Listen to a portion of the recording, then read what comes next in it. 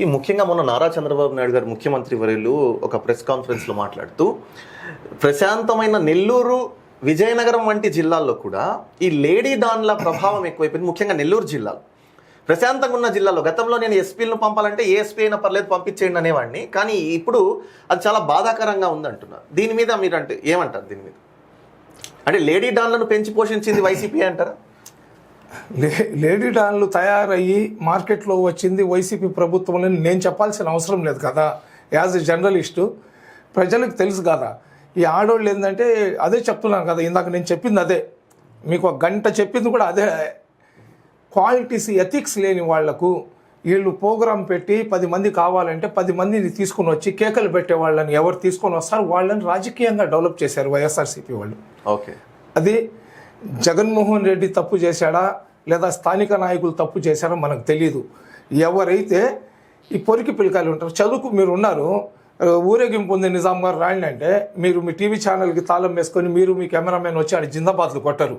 జిందాబాద్లు కొట్టడానికి మనుషులు కావాలంటే ఎవరు వస్తారు? ఎవరైతే చదువు సంధ్య లేకుండా, ఎవరైతే పని పాట లేకుండా, ఎవరైతే జులాయిల్లాగా తిరుగుతుంటారో అటువంటి వ్యక్తులే ఎక్కువ వస్తారు.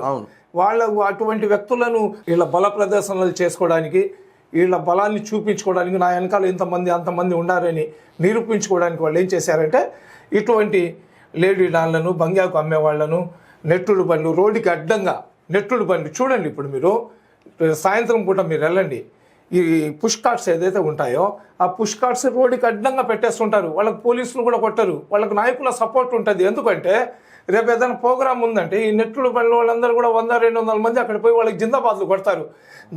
కేవలం వాళ్ళ స్వార్థం కోసం నెల్లూరులో ఉన్న 12-13 లక్షల మంది ఇబ్బంది పడాల్సిందే. అది ఈ ప్రభుత్వం ఆ ప్రభుత్వం కాదు, ముందు నాయకుల మార్పు రావాలా. గత ప్రభుత్వ హయాంలో ఏదైతే ఈ లేడీ డాన్లు కానివ్వండి, గంజాయి మాఫియా కానివ్వండి, వీళ్ళకందరూ కూడా పెంచి పోషించి వాళ్లకు ఒక సంఘ విద్రోహ శక్తుల్లాగా తయారు చేసిన కారాగారం ఏదైనా ఉందంటే నెల్లూరు జిల్లాలో అది వైఎస్ఆర్సీపీ ప్రభుత్వ కారాగారమే, దాంట్లో వేరే డౌటే లేదు.